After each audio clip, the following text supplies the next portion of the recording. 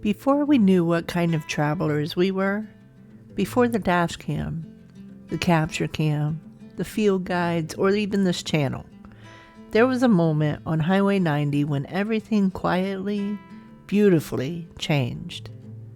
Dusty and I didn't plan on taking the scenic route.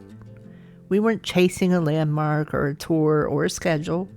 We were just tired, a little frustrated, a little worn around the edges from a long journey through New Orleans. And then, one decision, one tiny, rebellious flick of the blinker, that's all it took.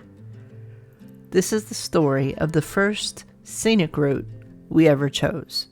And the moment travel made personal began long before we knew its name.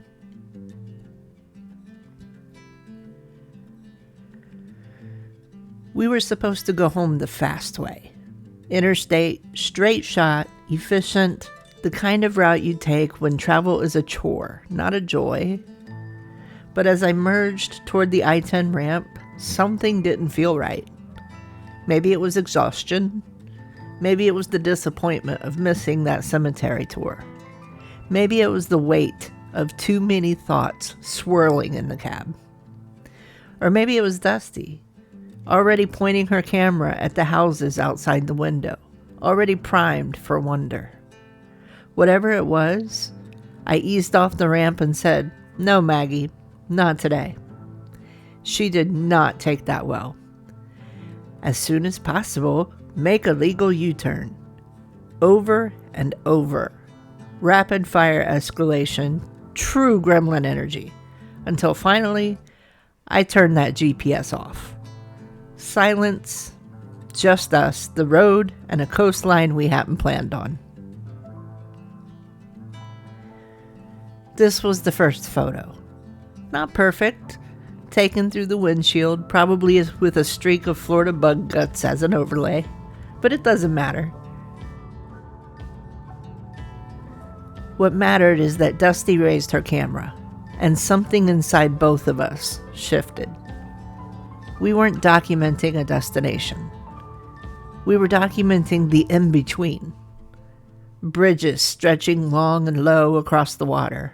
Houses perched on impossible stilts.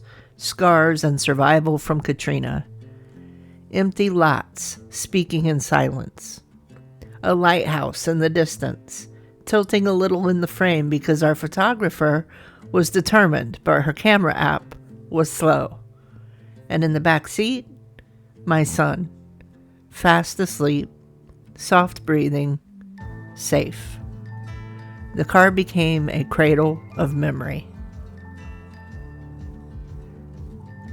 This stretch of road, this unexpected coastline, it felt like the world opened a door and let us peek through. Dusty kept taking pictures. Blurry ones, crooked ones, occasional side mirror cameos, but each one was a little window into who we were becoming. A Hard Rock Cafe guitar sign blazed against the sky. Roadside Americana at its boldest. A shark-mouthed tourist shop grinned at us from the shoulder, the kind of weirdness we would later chase on purpose. The sky shifted from afternoon blue to ochre to gold as we crossed county lines, and somewhere between Mississippi and the sinking sun, I realized we weren't tired anymore. We weren't rushing. We weren't frustrated. We were wandering.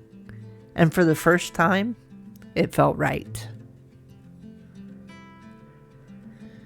And then, like a secret, the coastline widened. Past Christian Beach. Empty. White sand like powdered sugar. Water calm as glass. We didn't plan to stop. We didn't have the time. But somehow, time made room for us anyway. We pulled over without a word. We stepped barefoot on the sand. Watched crabs bury themselves under the water. Picked up shells we didn't know we'd keep this long. Took shadow photos on the beach that felt like proof we existed in that moment. It was simple, it was small, but it was everything.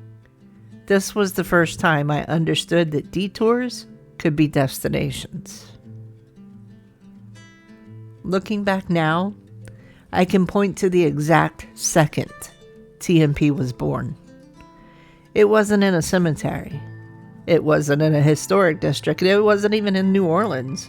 It was here on a coastal road in Mississippi, with a sleeping kid in the back seat, a camera full of crooked photos, and a sunset that felt like permission. Permission to slow down. Permission to wander. Permission to explore everything, even the things we didn't know to look for. That's when the interstate lost its grip on us. That's when the scenic route became our default. That's when traveling became storytelling, and when Dusty and I became travelers on purpose, not just by necessity. So this episode isn't about a single landmark, it's about a single choice. A choice to listen to the road instead of the GPS. A choice to notice the quiet things. A choice to trust the scenic route, even when we didn't know where it led. This was the beginning. The soft turning of a page. The moment travel made personal stopped being something we might do someday and became the way we live. If you've ever taken a detour that changed you, or made a choice that altered the way you move through the world, I'd love to hear your story in the comments.